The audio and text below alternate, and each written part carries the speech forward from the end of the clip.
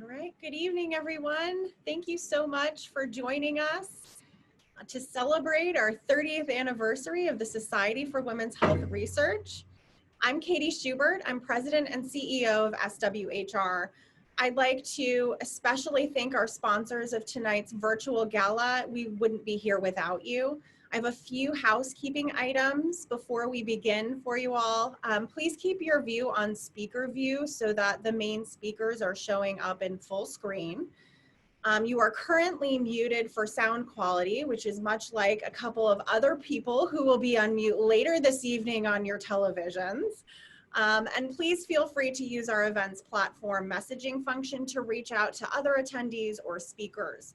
You can also follow along and participate live via Twitter using our hashtag SWHR@30. Although we would have really loved to have convened in person, I'm excited that we have the opportunity to engage virtually to support research in women's health.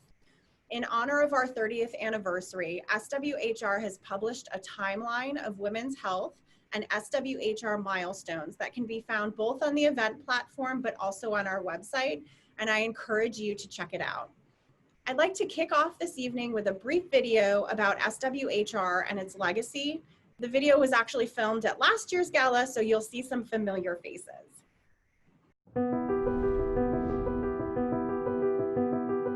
I would have to say the field of women's health 30 years ago, frankly speaking, was dismal. Women's health was restricted to reproductive health. That was a problem. This was prior to NIH recognizing that females' physiology, response to medication, response to surgery, whatever, was different. Women and people of color were being intentionally excluded from clinical trials research funded by the NIH. And it was really incredible that the experiments were done with only male mice or male rats or male guinea pigs and never female. It didn't make a lot of sense. SWHR made the difference. SWHR was founded to get women involved in clinical trials at that time, and we succeeded. We took that same advocacy over to the FDA and to industry, and now women are about 50% of research participation for all new drugs that come to market each year. SWHR has moved the agenda for women's health care forward by going to the government agencies and discussing this and lobbying for women's health care.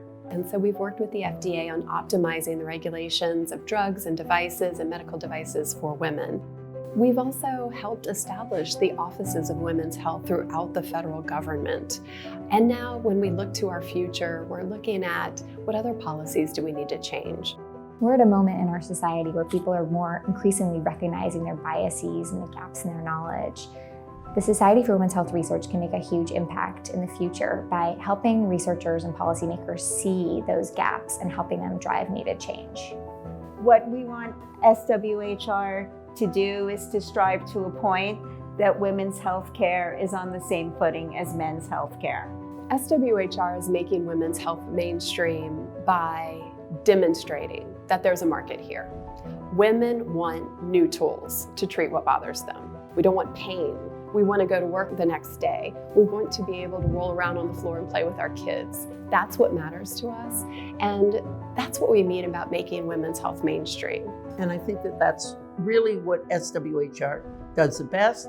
It catalyzes, it brings people together, and the results have been spectacular.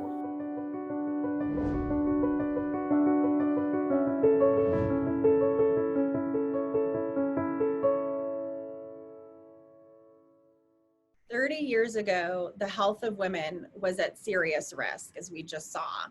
Women were intentionally excluded from participating in most medical research, setting a dangerous precedent that overlooked fundamental biological differences between women and men. And because of this exclusion, women were at significant disadvantage in their health outcomes.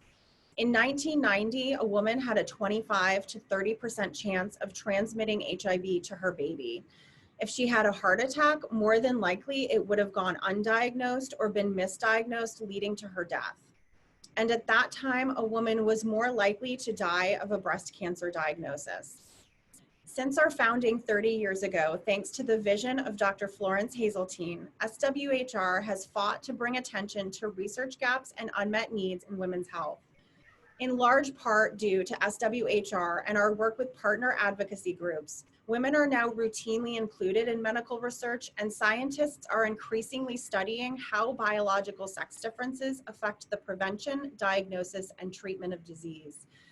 Now in 2020, if a woman is HIV positive and taking prescribed antiretroviral medication, the chance of transmitting HIV to her baby is less than 1%.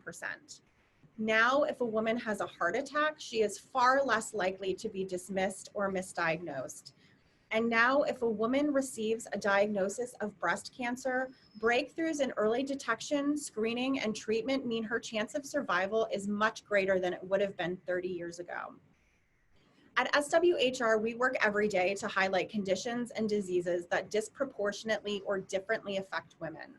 Our interdisciplinary science networks in Alzheimer's disease, migraine, and endometriosis and fibroids are just 3 examples of SWHR's standing legacy. We are empowering patients to take control of their health through initiatives like our recently released migraine patient toolkits, and we continue to convene diverse experts to move the needle forward on health disparities in uterine fibroids and to reduce stigma in endometriosis. At 30 years old, we are just getting started. The SWHR board and staff have embarked on a strategic plan to fulfill our vision of making women's health mainstream through science, policy, and education. We strive to reduce health disparities and to ensure that women are included in the conversation on health research and policy. We want to empower women to take charge of their health care throughout their lives. I'd like to thank our board of directors, Dr. Chantel Dodson, our newly installed chair of the board, and Dr. Roberta Gardside, who this summer transitioned into the immediate past chair role. Our executive committee, Greta Stone, who serves as our chair-elect and treasurer, as well as Dawn Halkuff and Dr. Janelle Krishnamurthy. Dr. Florence Hazeltine, our founder, and Drs. Ann Kropp, Nisa Goldberg, Linda Griffith, David Page, Alan Wright, and Mike Ibarra. Thank you so much for your hard work, your dedication, and your commitment to SWHR. I'd also like to recognize several others who are with us this evening. Dr. Amy Miller, former SWHR president and CEO. I'm so grateful to you, Amy, for welcoming me to the organization in April and for such a smooth transition. We also have Dr. Allison Cernich, Lisa Kaiser, and Dr. Lisa Halverson from the NICHD, Dr. Janine Clayton from the Office of Research on Women's Health at the NIH, Dr. Dorothy Fink from HHS's Office of Women's Health, Dr. Kavita Vasisht from FDA's Office of Women's Health, Dr. Carolyn Clancy, a past honoree from the VA, and Congresswoman Allison Schwartz, who leads the Better Medicare Alliance. Thank you all for joining us tonight. We have so much to celebrate, and we have even more to look forward to. We have a truly inspiring group of honorees this evening, and I think that our program reflects the hope and path forward for women's health. To present our first award this evening, I'd like to welcome Myrna Blythe, past SWHR honoree and Senior Vice President and Editorial Director at AARP. I'm honored to participate in the Society for Women's Health Research 30th Anniversary Virtual Annual Awards Gala. SWHR's vision is to make women's health mainstream, and the mission is to improve women's health through science, policy, and education. SWHR is a recognized thought leader on research in biological sex differences in health and disease. Each year, SWHR celebrates and honors visionaries who have dedicated their careers to improving women's health across the lifespan. It's my pleasure and honor to announce the recipient of SWHR's 2020 Health Education Visionary Award, Dr. Jill Becker. Dr. Becker is a biopsychology area chair, the Patricia Y. Gurin Collegiate Professor of Psychology, and senior research professor in the Michigan Neuroscience Institute at the University of Michigan. For more than 30 years, she has researched how sex and gender differences and ovarian hormones influence the brain and behavior, with a specific focus on drug addiction and motivation. Dr. Becker has been a longtime supporter of the SWHR. She served as a member of the SWHR Board of Directors and chaired SWHR's interdisciplinary network on sex, gender, drugs, and the brain, which promoted research and education. She is also senior editor for the network's groundbreaking book, Sex Differences in the Brain, From Genes to Behavior. A leader in the field, Dr. Becker was a founding member of the Organization for the Study of Sex Differences, the only scientific membership society in the U.S. dedicated to promoting research on biological sex differences. And she has served on the editorial board of the Biology of Sex Differences journal since its inception.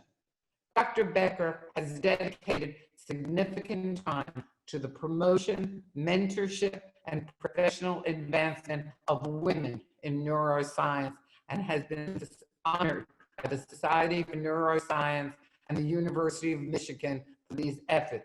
She received her BA and MA in Human Development from the University of Kansas and her PhD in Neuroscience from the University of Illinois, Urbana. I'd like to draw your attention now to a brief video. Throughout my entire scientific career, I have fought for women to have the same rights as men in science and academia, to have the same chances, the same prospects, the same recognition, and the same respect. But one issue I always knew was different. The brains of women are different from the brains of men. And yet women receive the same diagnoses, the same pills, the same doses, and the same treatment as men.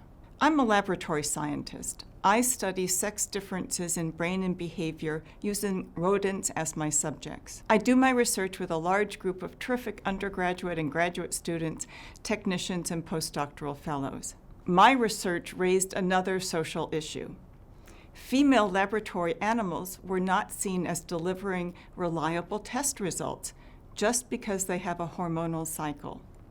So from the very start of medical science, women were treated based on the findings of mainly male scientists, concluded from the study of male rats and mice only. When it comes to women's health, being treated like men was and is dangerously wrong. One of the main concerns of my scientific career can be summarized in a single question. Why are there no female rodents in the laboratories of scientific research? One answer was always that female rodents are too difficult to work with. Therefore, working with the members of the SWHR network on sex, gender, drugs, and the brain, we published one of the first articles giving practical advice on how to use female rats, mice, primates, and humans in studies of brain and behavior. We followed that up with an edited book on sex differences in the brain from genes to behavior. I think these publications were critical to increasing the awareness that there are sex differences in the brain and all scientists should be studying both males and females. I would add that the final act of the SWHR Brain Network was the founding of the Organization for the Study of Sex Differences, which continues to foster knowledge about sex differences throughout the brain and body. I have always been convinced that studies that are based only on male subjects can never render generally applicable results. Happily, it seems that my efforts are finally bearing fruit.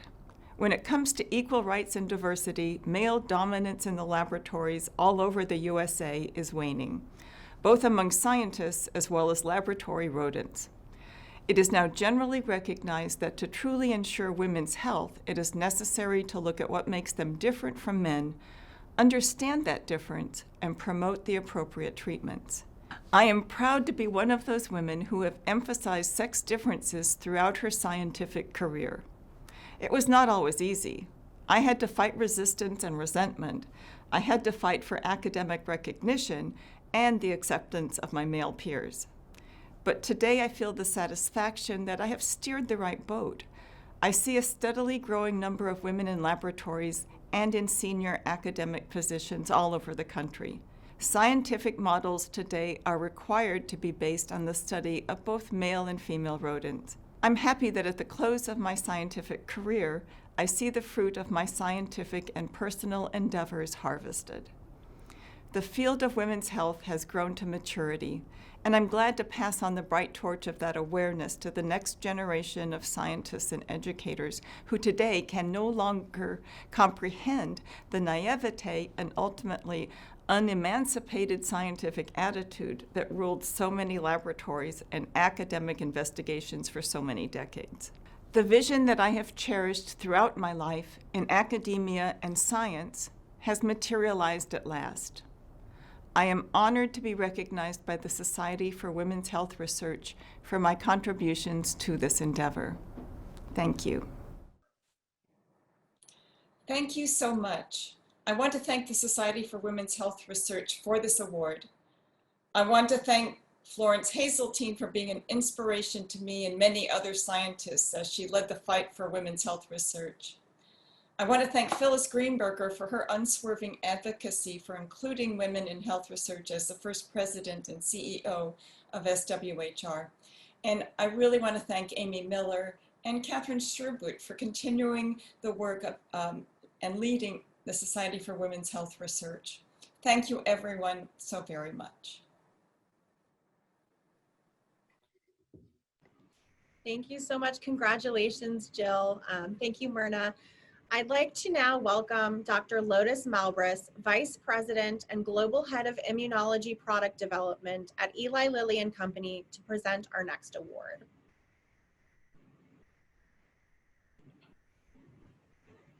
Good evening, everyone. I'm thrilled to be a part of this year's Society for Women's Health Research 30th Anniversary Awards. And it's great to be able to connect virtually with all. You are our next generation of female trailblazer in women's health research. And I hope today you feel even more inspired by the work you do. The remarkable women here at today's event will showcase innovative science, clinical work, and advocacy in women's health. You will hear about the trends influencing women's health today and how we collectively can improve women's health through science, policy, and education. In a moment, I will introduce you all to tonight's Visionary Award winner, whose work will inspire you. But first, I would like to speak to you very briefly about research and innovation in health. For a very young age, I think I was 9 years old, I knew that I wanted to be a doctor. The idea of being able to make a difference in lives of patients led me where I am today. I always wanted to help people. I wanted to be the doctor who gives her all each day, serving and helping people suffering from diseases. As a surgeon and dermatologist, I developed a passion for innovation in healthcare and solving problems for patients. And it is because of this that I made a decision to transition to pharmaceuticals. Here, I can serve more people and be a part of finding solutions. In my job at Lilly, I oversee some of the latest medicine and clinical trials for immunology and autoimmune conditions. This allows me to have a big impact helping millions of people around the world for managing a complex disease. Of course, it's not just me alone, but in collaboration with teams of people. It's actually remarkable what we can achieve when you have a diverse and inclusive workforce. With diverse teams, we create an energy and make it safe and normal to bring innovative ideas to the table. And diversity and inclusion begins with us. It's not just responsibility of the company's leaders. It is my goal today that you leave here inspired to do your work while helping to create a thriving, diverse, and inclusive workforce where you are now, and to look for ways to make a more significant contribution to tomorrow. Additionally, I hope you walk away today with an understanding from my own career journey, but also the journey of other speakers, that a non-conventional career path is not only okay, but in fact often drives innovation. Thank you for contributing to work with a renewed focus on the power of diversity and inclusion as trailblazers for further innovation in healthcare. It's an honor to be here today alongside with a remarkable group of women. And now let's watch a video on today's Health Public Service Visionary Award winner, Dr. Diane Bianchi. Dr. Bianchi is the director of Eunice Kennedy Shriver National Institute of Child Health and Human Development, and a trailblazer in women's health and prenatal genomics. I'd like to thank the Society for Women's Health Research for giving me this tremendous honor of the Health Public Service Visionary Award. This is a wonderful organization, and on its 30th anniversary, it's quite fitting that I'm able to also honor the founder of the Society, Florence Hazeltine. For a long time, there's been this aspirational goal of being able to determine the health of the fetus, but non-invasively, through a blood sample in the mother. And this is something that really has encompassed about 30 years of my career, but I am a very, very fortunate person in that I was able to start some of this research in medical school and be able to take it all the way to clinical application. We stopped counting at 10 million pregnant women, but it has truly revolutionized prenatal care. It turns out that pregnant women do want to know about their fetus. One of the byproducts is you can determine the sex of the fetus, and women are very interested in that as well. But the real medical impact of this work is that it has significantly reduced the need to do so-called invasive diagnostic testing. I spent 23 years at Tufts University School of Medicine and Tufts Medical Center. I proposed the development of the Mother-Infant Research Institute, known as MIRI. I was there for 6 years as the founding director, and I'm very happy to say that one of my mentees is now the director, and it is absolutely thriving. It's grown, it has been sustained, and it's really a unique environment because it addresses problems from both the pediatric perspective and the maternal perspective.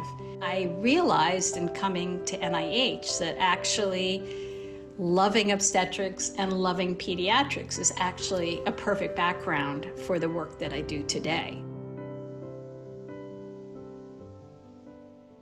30% of our portfolio is in broadly reproductive health, and that is looking at the development of the reproductive system through puberty, through pregnancy, through the so-called fourth trimester, as well as infertility and gynecologic health and disease. So every time I see the SWHR newsletters, I realize how aligned your interests are with ours.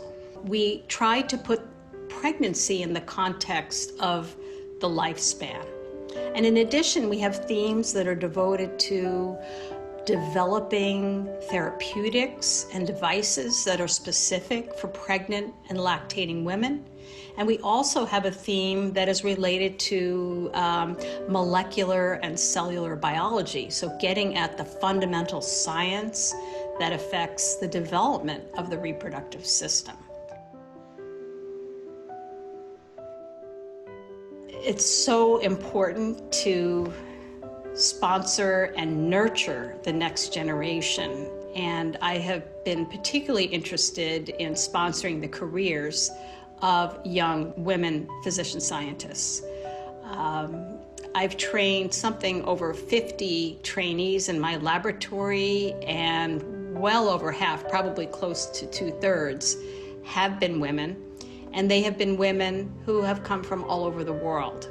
So they train in the United States and then go back and hopefully serve as role models to the next generation. And it really does form an international scientific family. And nothing makes me prouder than seeing my trainees succeed. And it really is a lifelong relationship. It's my pleasure to bring forward to the scene our Health Public Service Visionary Award winner, Dr. Diane Bianchi. Dr. Bianchi, congratulations on your award, and thank you for blazing the trail in women's health research and prenatal genomics. Dr. Bianchi. Thank you so much, Dr. Malbris. I'm very honored to receive this award and to be part of the Society for Women's Health Research 30th Anniversary Gala. I also want to congratulate Drs. Becker and Owens, two phenomenal women who've each contributed so much to women's health research.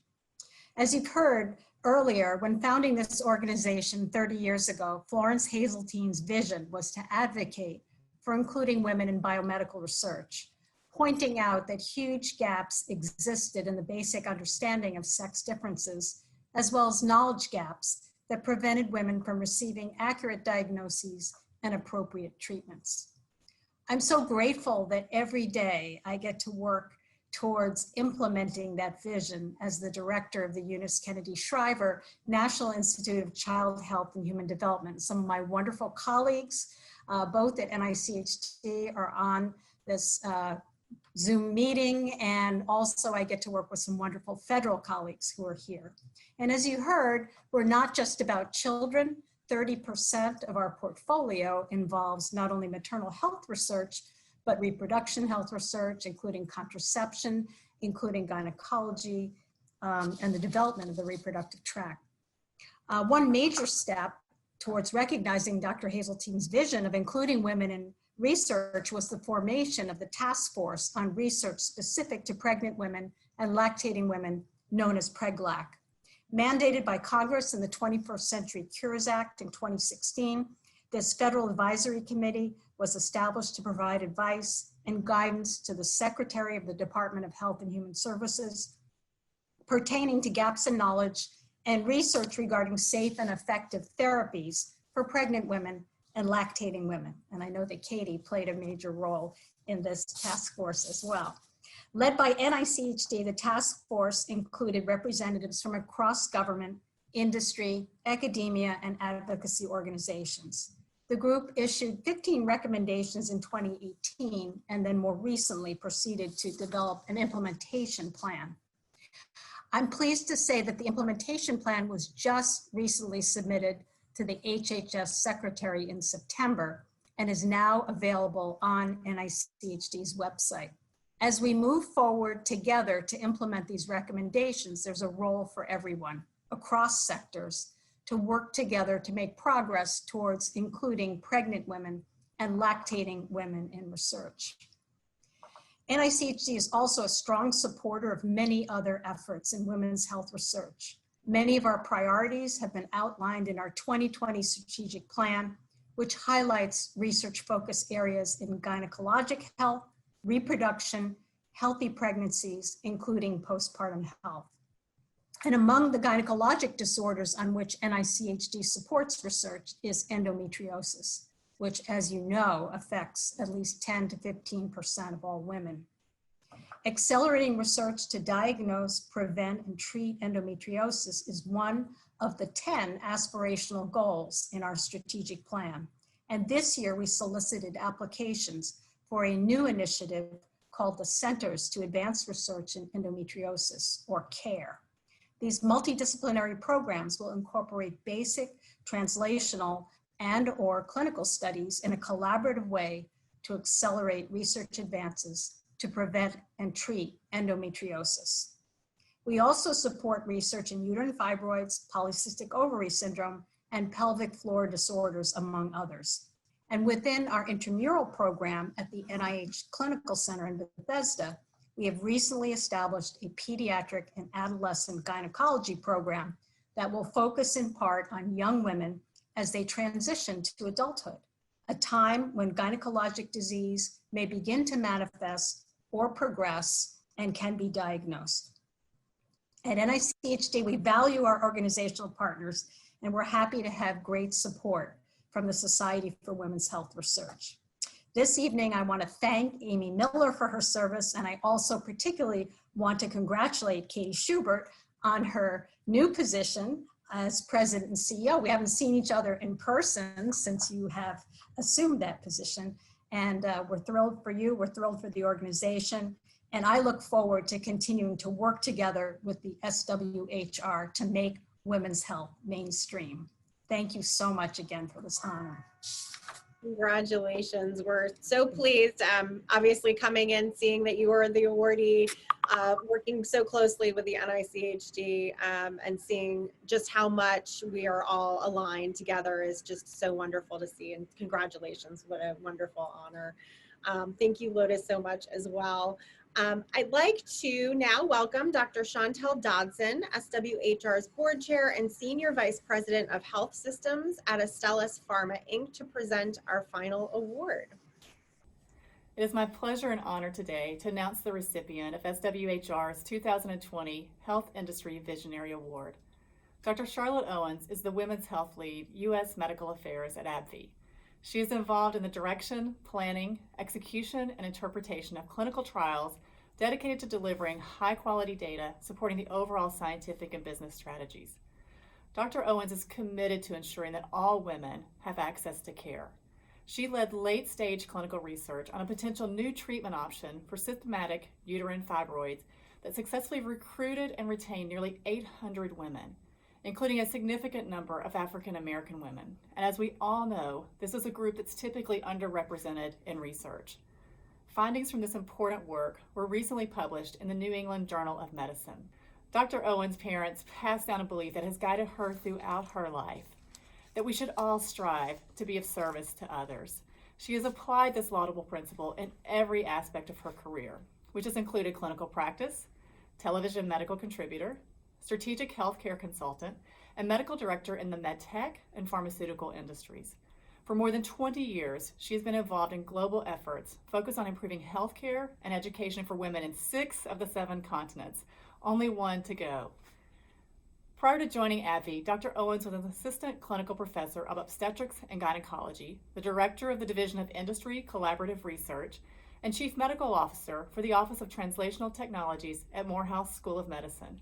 She is a board-certified obstetrician and gynecologist and remains an adjunct clinical assistant professor at Morehouse. Dr. Owens received her bachelor's in physiology from UC Davis and her medical degree from the University of Michigan Medical School. Before we honor Dr. Owens, I'd like to draw your attention to a brief video.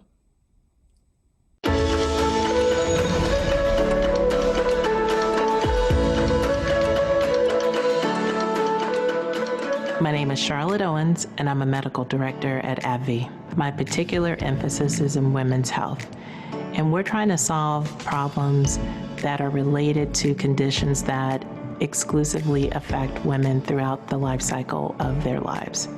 For me, women's health allowed me an opportunity to do a few things, because I believe when a woman is healthy, she can make life decisions that are also equally as good as her health. As an obstetrician gynecologist, I've dedicated my life to improving the lives of women, and I have the opportunity to work within my specialty. I've been working on a trial that is for a product that disproportionately affects African American women, and other women of color, and therefore it was important that they were in the trial. It was important that they're in the trial not only because they're affected by the disease, but also because in those populations, very frequently they have a higher burden of symptoms and a higher burden of disease. When you look at how many people have a particular disease, the participation in the clinical trial should be proportional to the prevalence that they have that disease. In some areas, that means that racial and ethnic minorities may be left out for many reasons. One is that there are system issues. Do you place the clinical trial in a place where minorities get their care? Number two, what is the investigator, what is the provider makeup? Do you have providers that take care of minorities? The third is the patient and their family. A lot of minorities know about trials where minorities weren't treated appropriately in the clinical trial. So there's the history of clinical trials. There's also some lack of trust because of the knowledge of that history. They may be underinsured or have no insurance. And this means if they have a health condition, what we call comorbidities, that prevent them from being as healthy as they could be, they're not even eligible for a clinical trial sometimes. But what was more important to me was to make sure that not only that the women came into the study, but because we were running a study that was more than 2 years, keeping them in the study was also important. And the way that we were able to keep them in the study was by listening to them and understanding what would make their participation in the study easier. And to see that come to fruition, that's like the perfect plan come true. At AbbVie, we have teams that are actually looking at this on a daily basis. They're exploring ways to help make trials more patient-centered, to help make trials more efficient, to help reduce the burden of trials on patients. We're really focused on thinking out of the box, thinking beyond today, thinking into the future, and really trying to find a way to create a better tomorrow.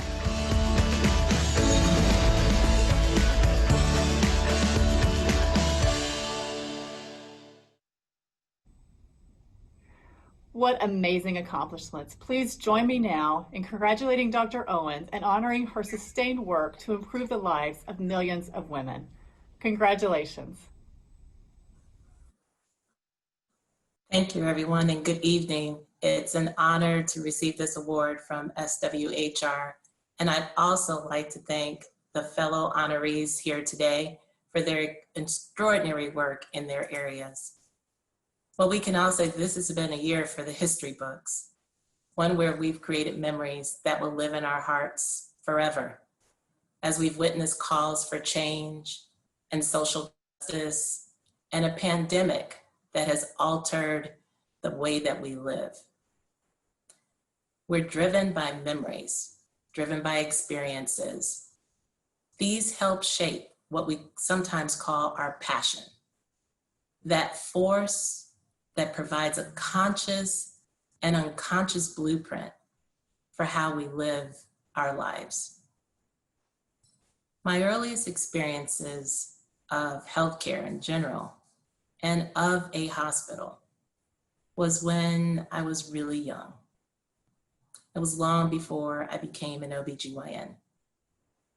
My mother had had surgery, and I was about 5 years old, and I was afraid to touch her because she looked so sick and appeared to be in pain. But her doctor left an endearing impression upon me that helped me overcome my fear, helped me overcome my desire to really want to be in contact with the most important person to me. And instead, he allowed me to ignite the passion to help others, just like he had helped me on that day. More recently, I received a phone call from a number that I didn't recognize. And like many of you all, I didn't answer it. I sent it into voicemail. The message said, "Hi, Dr. Owens. Hope you remember me. because you delivered my son in 2003. If this is still your phone number, please call me because I would love to hear from you. I definitely remembered her because her story is one of several that continues to inspire me and reminds me as advocates and care providers why we do what we do. It always awakens the 5-year-old in me and reminds me to do what I learned back then. One of the most important actions we can do is to listen. I listened to her and I understood her life as she experiences it, not as I might from my own perspective. We continue to have times in our lives when we too will need and want empathy and compassion. And when we do we take that for granted? As this patient struggled to get well, she needed things well beyond the physical care. She needed a way to have a home and a future so she could care for herself and her child.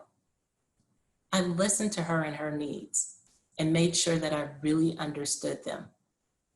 And as a result, we as a team were able to help make sure she had a lot of the basic things that we may take for granted. I remembered her concerns and I made a deal with her. If she went to school, I would send her $100 a year. It was a small gesture, but she felt heard and she felt like someone was really encouraging her. And when she was healthy with her new baby, she was able to focus, went back to school, and today she's a nurse. She bought a home and sent me a picture with her keys in her hand. It's not just about this success story of this one patient, her story and mine, including the doctor who took time to understand what my needs were when I was a child. They are both about the importance of being heard. Women need to be heard. That's why I tried to make sure that that's what we did with our clinical studies. We made sure to incorporate the patient's voice and did so through diverse thinking and getting direct feedback from our patients at multiple points. We cannot assume that we know who a patient is by looking at their chart or by looking at them. We must listen to the patient. We must listen to all the people on the clinical trial teams because it just might surprise you who has the next really innovative and impactful idea. I'm so proud to be a part of the team here at AbbVie, where even before the protests and COVID-19, we recognize that the different backgrounds and the different struggles of our patients are present, but they all have the same desire. And we have that desire for them to be happy, to be healthy, to be loved, and to be heard. And again, I'd like to thank everyone tonight for this very, very, very proud accomplishment and being able to be the recipient of tonight's award. Thank you. Thank you, Dr. Owens. Congratulations again. Very inspiring words. I think we all can take away from your message here, and we so appreciate you being here.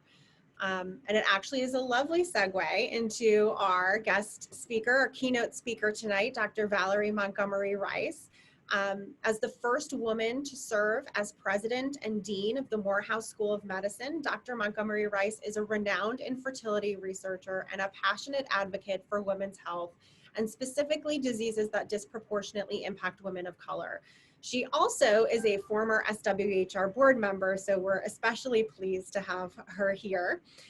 Although we have all been acutely aware of the health inequities in this country, the COVID-19 global health pandemic has shown an even brighter light on the need to improve health equity and ensure that women of color are not just included in clinical research, but treated equitably and have access to the same treatments and therapies as others.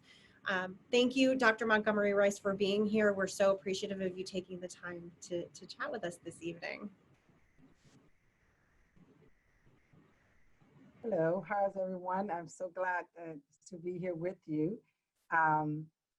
Good evening, and thanks, Catherine. Thank you for that thoughtful introduction. I'm assuming you all can see me, right? Okay, great. So it's a joy to actually be here with SWHR, my family, where I did used to be on the board. And I'm really honored to serve as tonight's keynote speaker, especially given this wonderful milestone, 30 years.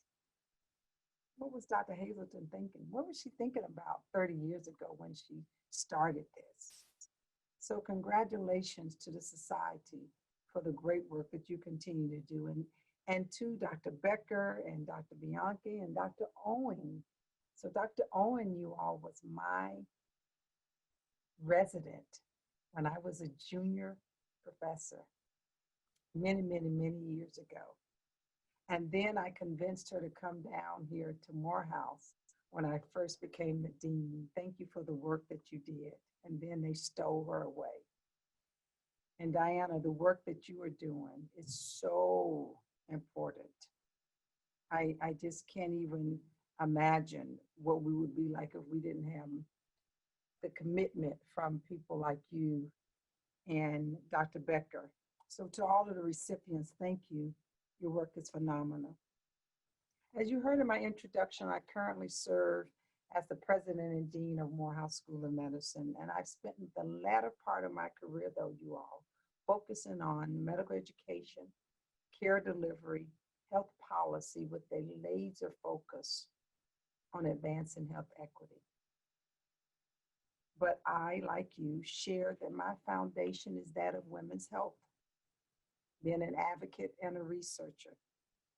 And it was really the disparities that I saw as an OBGYN and as a reproductive endocrinologist and fertility specialist that compelled me to start the Center for Women's Health Research so many years ago at Meharry Medical College. It was the first center of its kind that was devoted to looking at diseases that disproportionately impacted women of color. It was about fibroids, and it was about endometriosis, and it was about breast cancer, and it was about even maternal mortality then that we thought was bad then.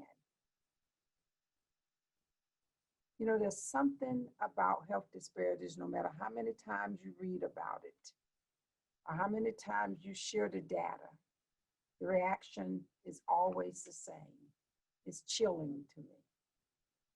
It's absolutely chilling to know that African American women die at 2 to 3 times the rate of white women from pregnancy-related causes. This is absolutely chilling that as you delve deeper into the information, you know that women over the age of 30, the pregnancy-related mortality rate for Blacks and American Indian and American Native women is 4 to 5 times higher than it is for white women. And then Black women with at least a college degree, it's 5.2 times that of their white counterparts. So it's not just about being educated, is it?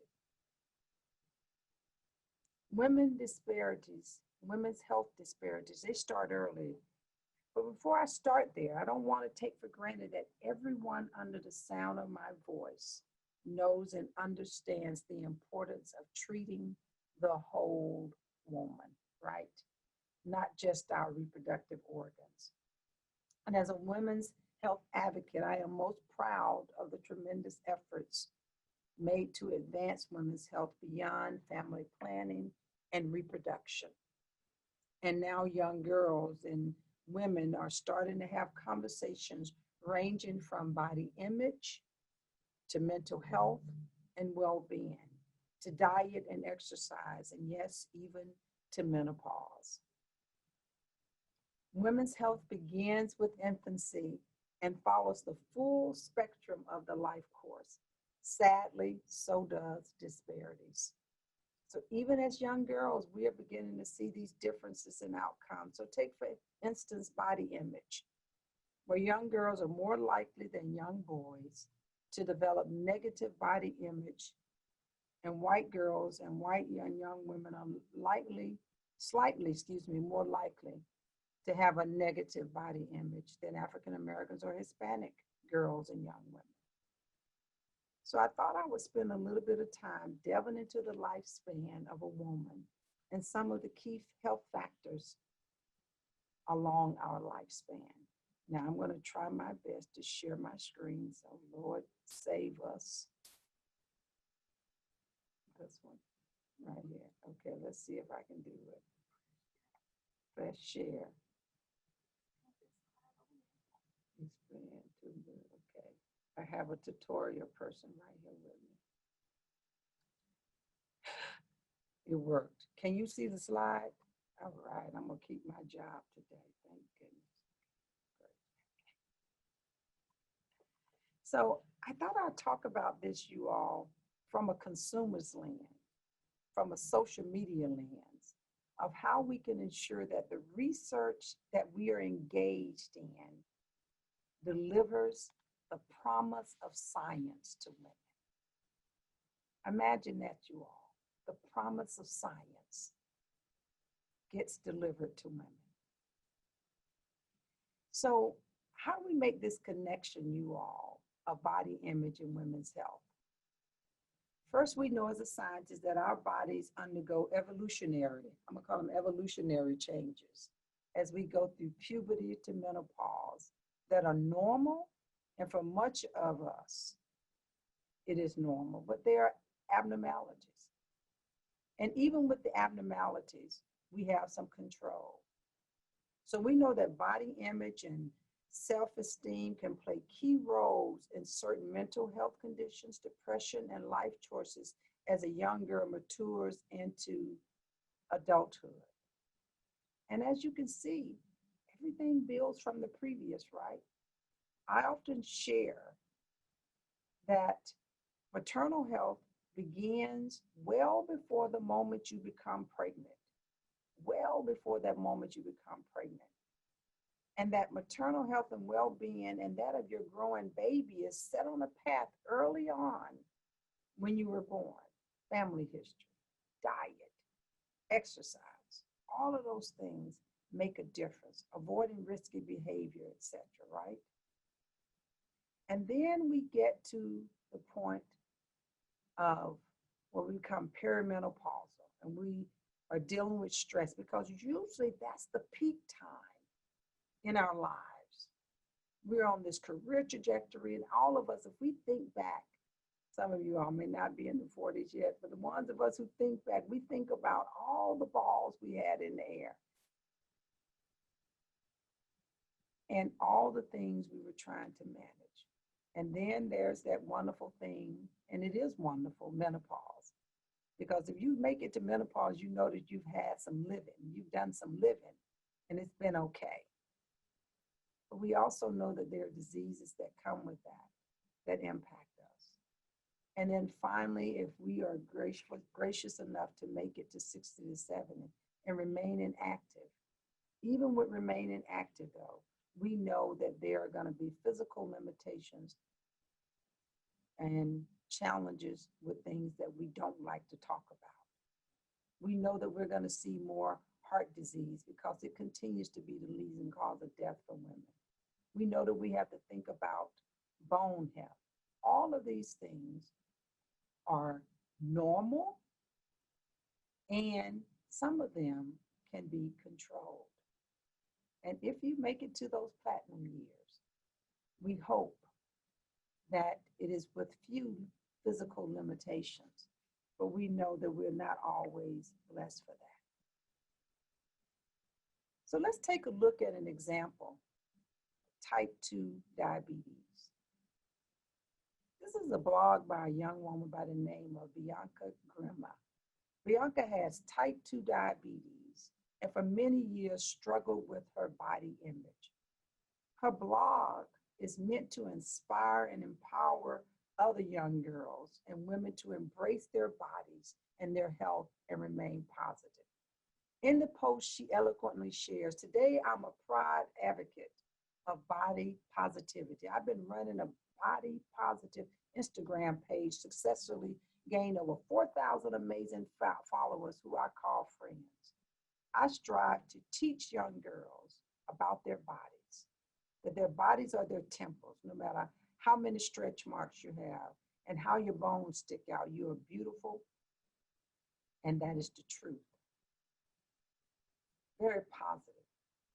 And we know, though, you all, as we consider the national data on the prevalence of diabetes, we know that diabetes disproportionately impacts Latinx and African American women.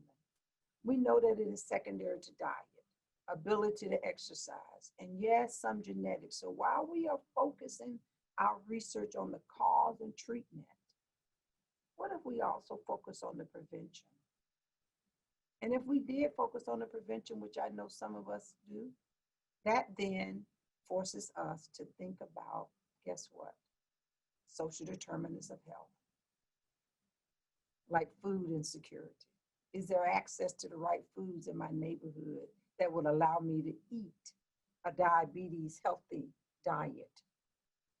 Do I live in a community that is safe, that I can exercise?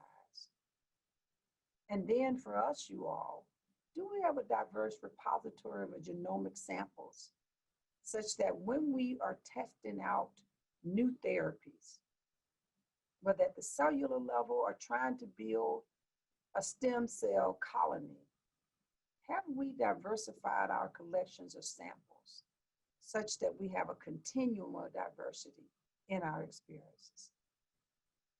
For us to do that, you all, it will require we really begin to take into consideration what we describe at Morehouse School of Medicine as TX.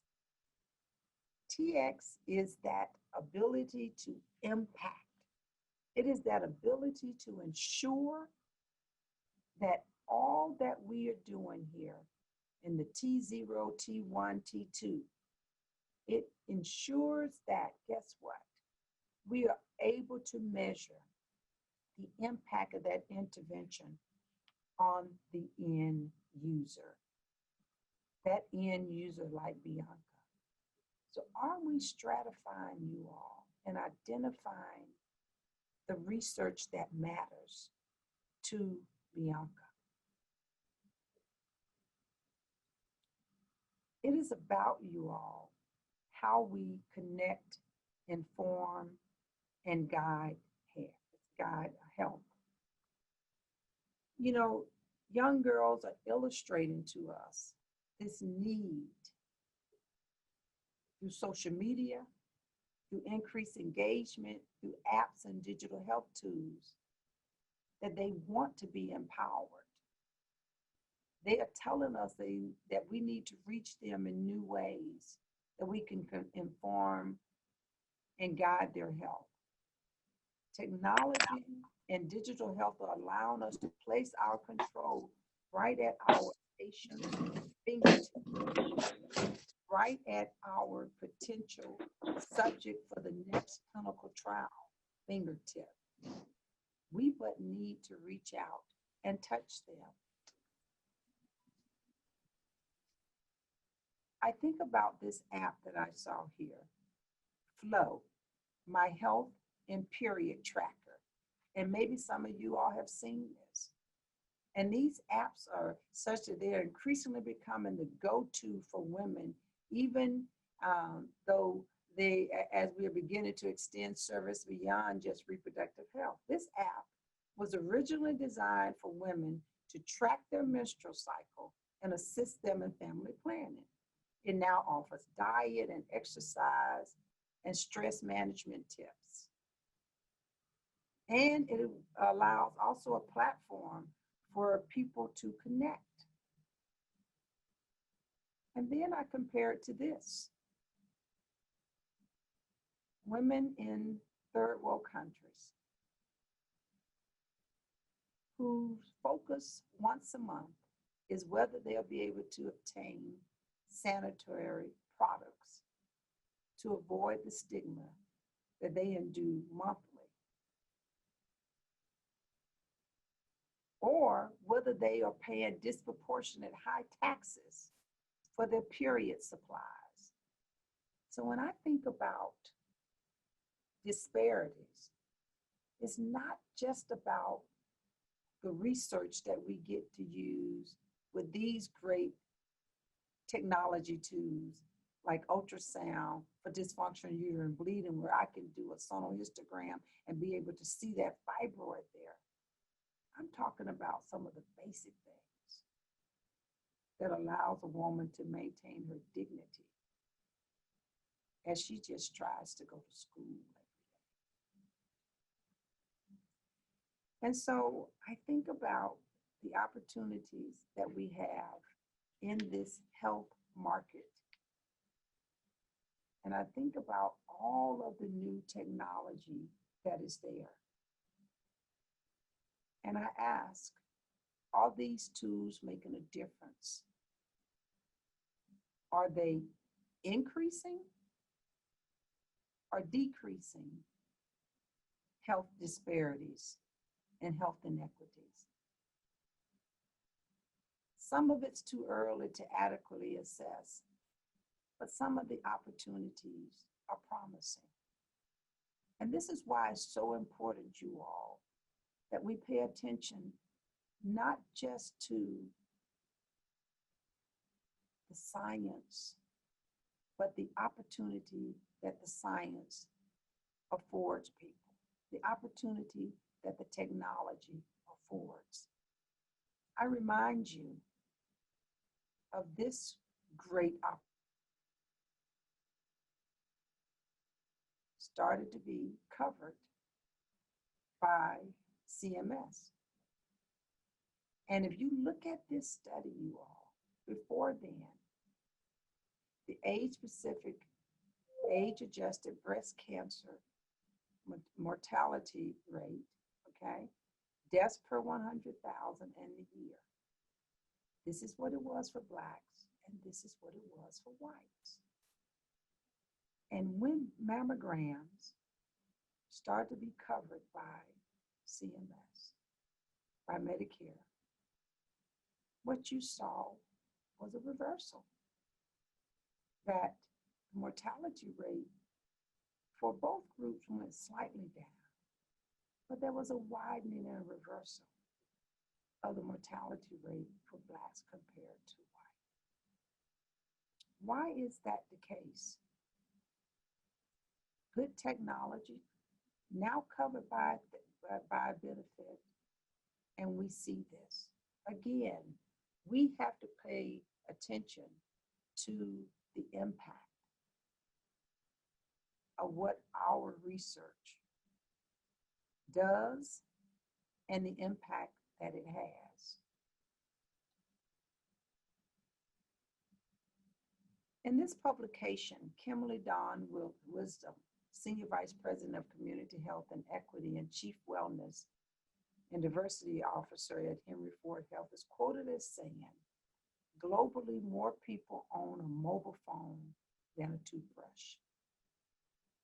This publication also, though, highlights that 77% of U.S. seniors own a cell phone or a smartphone, and by 2020, a projected 200 billion smart devices will communicate through wireless technology, the equivalent of 26 devices for every person on the planet. Already 42%, I believe, of U.S. hospitals are using some type of digital technology to treat their patients at an exceptional pace. So there's a delicate balance here, you all, that we see in this new technology, new digital age, where the wealth of information out there for people may become overwhelming, particularly if they don't know who and what to trust. So as we create these opportunities through our new technology, we have to make sure that as researchers, providers, advocates, we got to meet people where they are. Now, this pandemic has forced us to all become more technologically savvy and figuring out ways that we can build trust with our community of care. And this is just one example, you all, of one of our graduates, Dr. Jill Becker. She created a YouTube channel to connect with women on all things women and reinforce that as doctors, we care. Should we be doing this with our research, showing that we care? The channel is called Delivering Joy, and it covers topics ranging from breastfeeding to vaginal hygiene to makeup and beauty tips.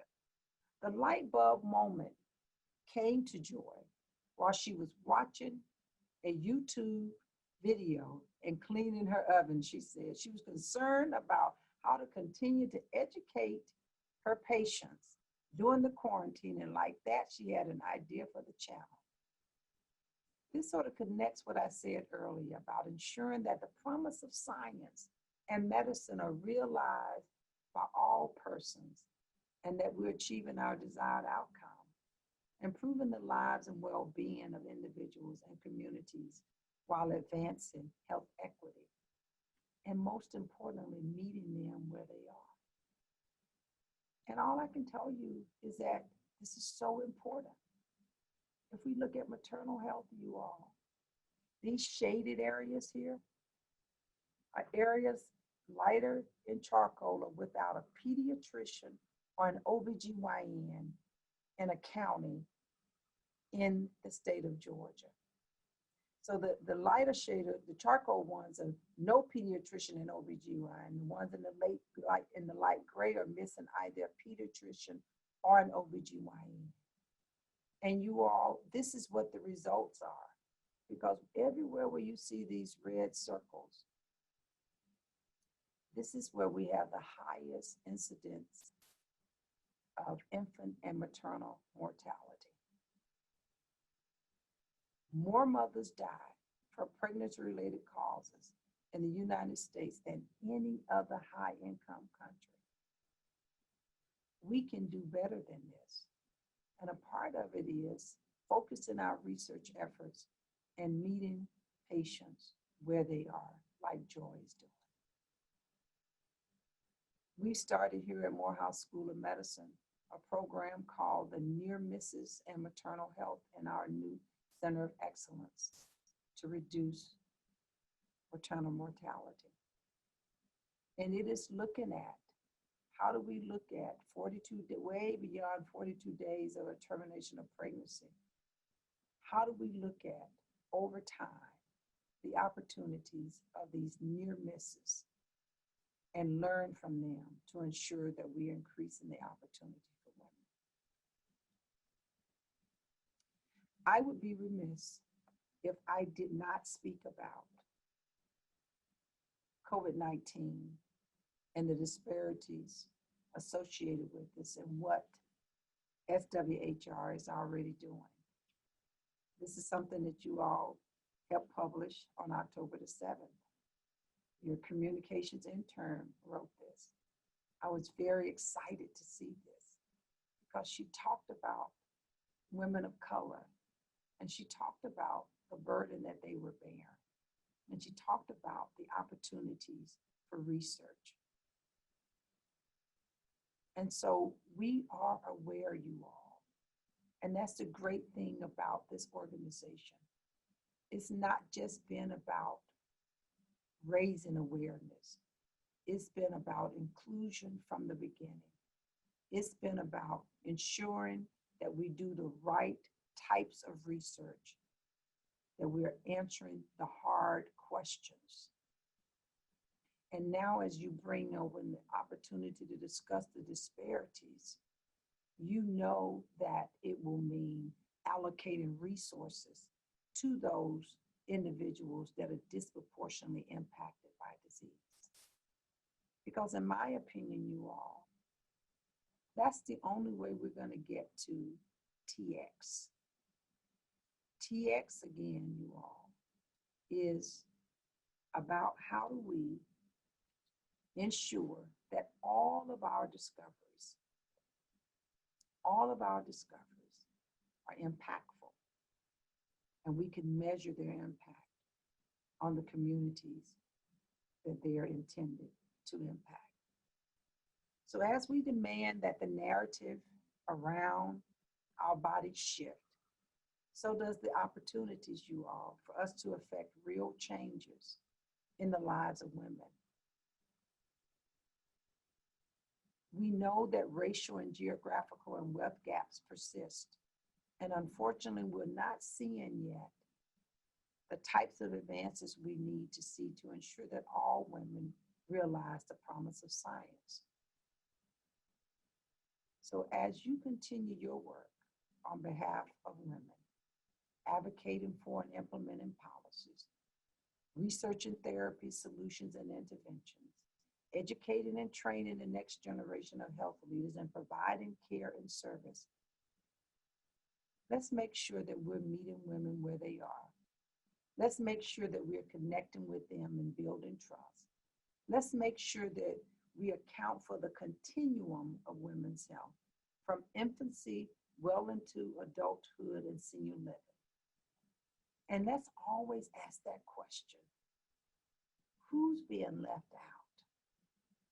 Because remember, everything we do builds from the previous, and the ripple effect of our lives are lasting. Let's make sure the lasting effects advance equity and healthy, and lead us to a healthy, more vibrant future for all of us. Thank you very much. Thank you so much, Dr. Montgomery Rice. I think if we were all here in person, I can see people clapping. I think so much of what you shared obviously resonates, but I think it really supports this idea that we must look at women's health throughout her life. As we think about the role that women play in society and within their families, it's not just their biological health care. It's not just at one point during her life. It is all the way through her life and thinking through whole women's health. And so I think there's so much that we can take away from your presentation, and we so appreciate you being here. Being inclusive as we sort of launch our continuing programs and thinking through what the future holds for the next 30 years and beyond for SWHR, really looking at these ideas that all of these disease states are interrelated and may interact with one another, and what is that impact for the woman? Really rooted in the science that then informs the policy and the tools that women and clinicians need to better improve health outcomes for women. So thank you so much. We so appreciate it. Obviously, there's so much that we can take away from tonight's program, and when we think about the future to come for SWHR, and personally, I am really looking forward to and excited about seeing where we are going, what our supporters can achieve with us in the next 30 years and beyond. I want to take a moment to just quickly thank our sponsors again, AbbVie, Amgen, Eli Lilly, Astellas, Pfizer, Pharma, Sanofi, Therapeutics MD, AARP, ACLA, the Better Medicare Alliance, Dr. Roberta Gardside, Merck, Alnylam, the American Society for Reproductive Medicine, Myovant, the Academy of Managed Care Pharmacy, the American Society for Microbiology, Grayscale LLC, Dr. Linda Griffith, Dr. Florence Hazeltine, Kelly Advocacy Outcomes, Myriad Women's Health, and the National Pharmaceutical Council. Of course, we actually would not be able to do any of this without our fantastic staff at SWHR who are with us tonight: Jonas Sahai, Sarah Wells-Kosis, Emily Ortman, Dr. Melissa Leitner, Shivani Chinapan, Liz Hay, who got a great shout out for her blog, and Dr. Irene Aninye, who actually is her first day on the job today. She just started this morning with us, so we appreciate her being here. But I really must share a very, very special thank you to Joy Braun, who we truly would not have been able to host this event without. She's actually planned this event twice this year. So we are very grateful to her for all of her hard work and dedication.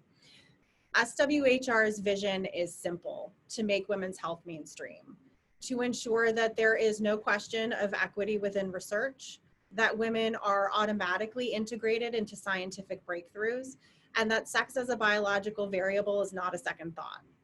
With your support, the leadership of our board of directors, our amazing staff, and the support of our program sponsors and participants, we can and we will make women's health mainstream. And we appreciate you all spending your evening with us. I heard there's maybe something else going on a little bit later that some folks may or may not want to tune into, but we appreciate you taking a little while out of your evening to help us celebrate our 30th anniversary, especially during this time. So thank you all so much and have a great night.